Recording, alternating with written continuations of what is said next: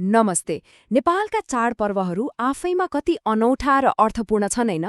तर के कहिले सोच्नु भएको छ नेपालमा दशैं वर्षको 2 पटक मनाइन्छ भनेर? हो, आज हामी यही अलि कम चर्चामा आउने तर निकै महत्त्वपूर्ण पर्व चैते दशैंको कथा र यसको महत्त्वबारे गहिरिएर कुरा गर्नेछौँ। हो, सुन्दा अलि अचम्म लाग्न सक्छ, होइन र? हामी सबैले असोजमा आउने त्यो भव्य बडा दशैंको बारेमा त सुनेका छौं, मनाएका छौं। तर चैत महिनामा मनाइने यो अर्को दशैंको पनि आफ्नै विशेष कथा र पहिचान छ। आउनुस्, यसको बारेमा अझै जानौं। यो पर्वको नाम हो चैते दशैं। यसलाई कतिपयले सानो दशैं पनि भन्छन्।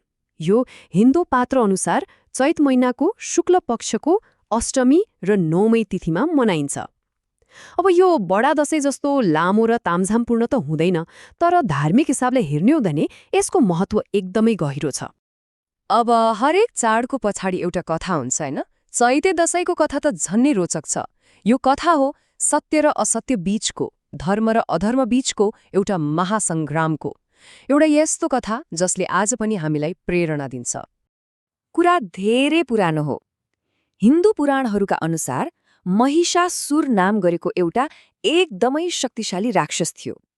उसले यति कठोर तपस्या गर्यो कि उसले देवताहरूले पनि हराउन नसक्ने वरदान पायो। अनि के चाहियो? शक्तिको घमण्डमा उसले स्वर्गदेखि पृथ्वीसम्म आतंकको साम्राज्य नै फैलायो। महिषासुरको आतंक यति बढ्यो कि देवताहरू पनि डराए। उनीहरूले उसलाई हराउने कुनै उपाय नै देखेनन्। अनि अन्तिममा सबै देवताहरूले एउटा निर्णय गरे। आफ्नो सम्पूर्ण शक्ति, आफ्नो सम्पूर्ण तेजलाई एकै ठाउँमा मिलाएर एउटा परम शक्तिको सृजना गर्ने। हो, देवताहरूको त्यही संयुक्त शक्ति र दिव्य प्रकाशबाट सृष्टि भयो देवी दुर्गाको। उहाँसँग सबै देवताका शक्तिशाली हतियार थिए, असीम शक्ति थियो। उहाँको जन्मको उद्देश्य एउटै थियो, महिषासुरको अन्त्य गर्नु।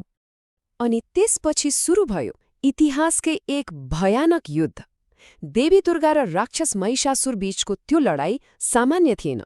1 दिन 2 दिन होइन, लगातार 9 दिन र 9 रातसम्म चल्यो। हरेक दिन धर्म र अधर्म बीचको सङ्घर्ष झनै चर्किँदै गयो। र आखिरमा 10औं दिन, त्यो दिन आयो जब देवी दुर्गाले महिषासुरको वध गर्नुभयो। हो, यही विजयलाई असत्यमाथि सत्यको र अधर्ममाथि धर्मको विजयको प्रतीक मानिन्छ। र यही विजयको खुसियालीमा दशैं मनाउने परम्परा सुरु भयो। अब प्रश्न उठ्छ, यो कथा र चैते दशैंको के सम्बन्ध? हो, यसको सम्बन्ध छ नवरात्रिसँग। नवरात्रिलाई शक्तिको उपासना गर्ने सबैभन्दा पवित्र समय मानिन्छ।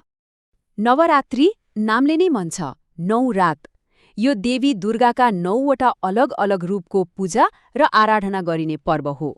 वसन्त ऋतुमा पर्ने जुन नवरात्रि हुन्छ, हो, त्यही समयमा चैते दशैं मनाइन्छ।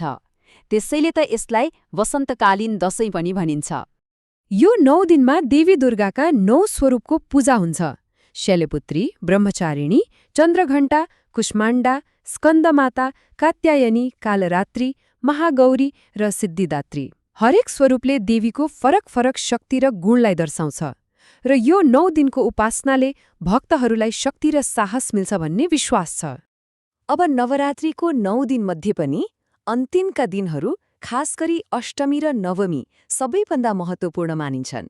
नेपालमा चाहिँ यिनै 2 दिनलाई एकदमै उल्लासका साथ चैते दशैंको रूपमा मनाइन्छ। यही बेला देवीको पूजाआजा उत्कर्षमा पुग्छ। ल, पौराणिक कथा त बुझ्यो।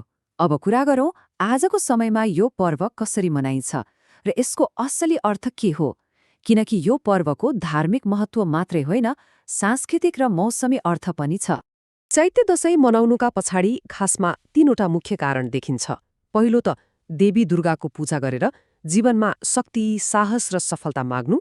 दोस्रो, त्यही पुरानो कथालाई सम्झेर असत्यमाथि सत्यको जित हुन्छ भन्ने सन्देशलाई फेरि एकपटक आत्मसात गर्नु।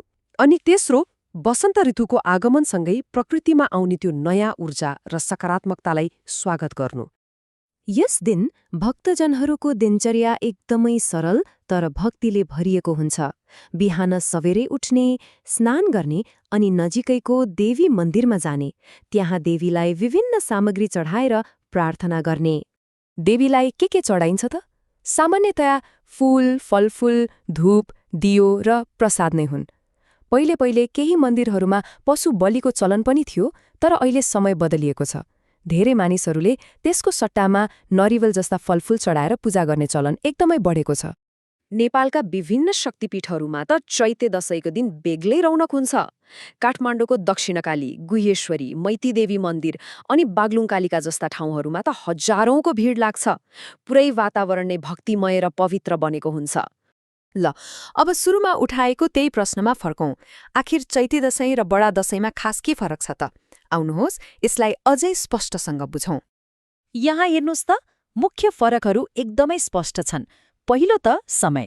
चैते दशैं चैत महिना मतलब वसन्त ऋतुमा मनाइन्छ भने बडा दशैं असोजमा अर्थात् शरद ऋतुमा। अर्को कुरा अवधि। चैते दशैं छोटो हुन्छ, खास गरी 2 दिनको मन्दिर केन्द्रित पूजामा सीमित हुन्छ, तर बडा दशैं त लामो हुन्छ, करिब 15 दिनसम्म चल्छ।